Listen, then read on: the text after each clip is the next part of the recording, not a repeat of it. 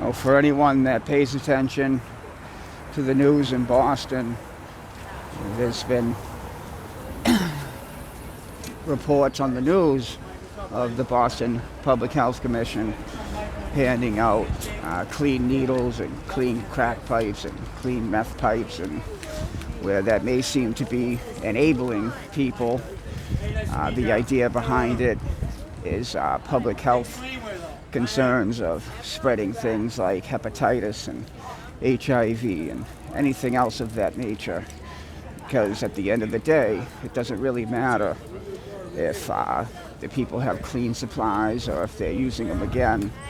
A long time ago in Massachusetts, it was illegal to purchase them without a prescription. I remember 20 years ago when I was a kid, we used to drive to New Hampshire and have to buy them at pharmacies up there, and you have to have an ID to prove that you were 18 plus. You were limited to 110 pack per pharmacy per day. And things have changed where they're now legal in Massachusetts, and there's multiple needle exchange programs. They've even started to incentivize them where people can bring in 50 used needles and get $10 cash.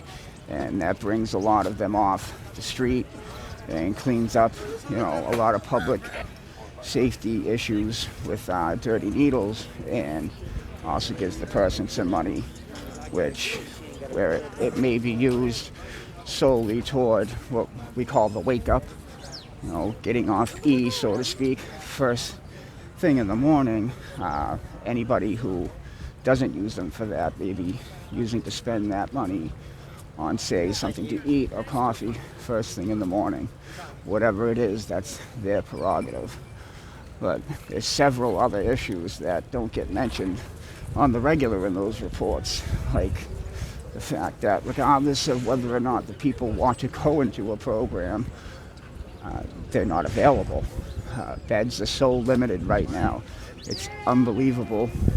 A large facility on Long Island in Boston Harbor closed down due to a decrepit bridge back in, I believe it was fall of 2014.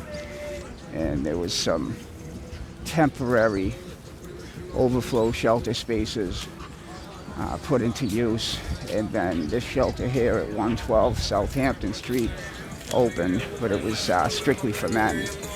And then I believe the move was made to turn the old Woods Mellon co-ed shelter into a women's only shelter and have that available for women only, along with another shelter called Rosie's Place. But right now, at this point, that island is still closed.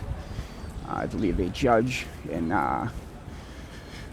Quincy maybe has told the city of Quincy that they can no longer block the city of Boston from repairing that bridge to bring people back on to Long Island for the shelter, detox, clinical stabilization services, transitional stabilization services, long-term residential halfway houses.